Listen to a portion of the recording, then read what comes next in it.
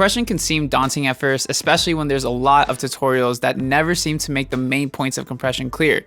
My goal is to make this the last compression tutorial you need to watch. What's up, geniuses? My name is Adriel Rivera. Welcome back to the channel where you learn to show your genius. I'm an independent artist and have been releasing music ever since 2016. This channel is dedicated to helping you grow as an artist using the tips that I've learned over the years of making and releasing music. So feel free to subscribe and check out my music through the links in the description. First things first, what is compression? It's an effect we use for mixing and mastering that can be applied to anything you could think of, like guitar, vocals, drums, synthesizers, whatever your heart desires. All compression does is level out the volume of something so that it's not too loud or too quiet. For example, someone might sing very soft and quiet during the first verse of a song, but when the chorus hits, they start belting with passion and volume for that extra energy.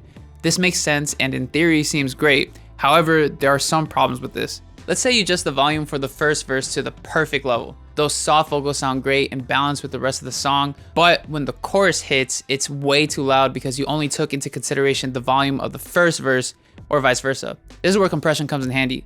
Since compression levels out the volume of whatever we apply it to, we can make the vocals of the first verse and chorus a similar level.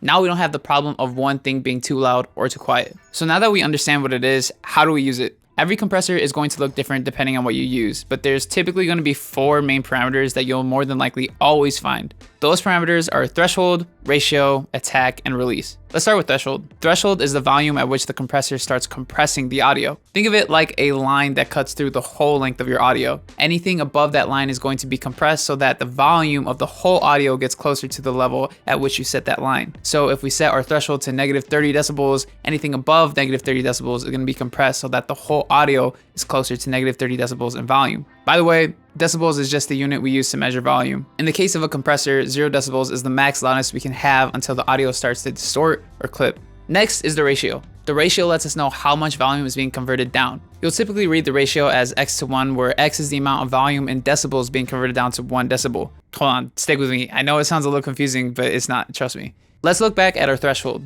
We set the threshold to -30 decibels and everything above that line is going to be compressed closer to it.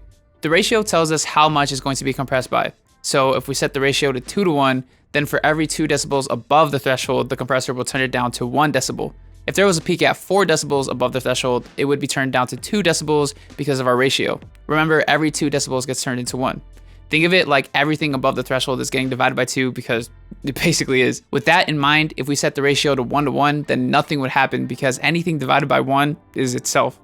What? After that, we have attack and release. Attack is how much time we give the compressor in milliseconds before it starts to engage.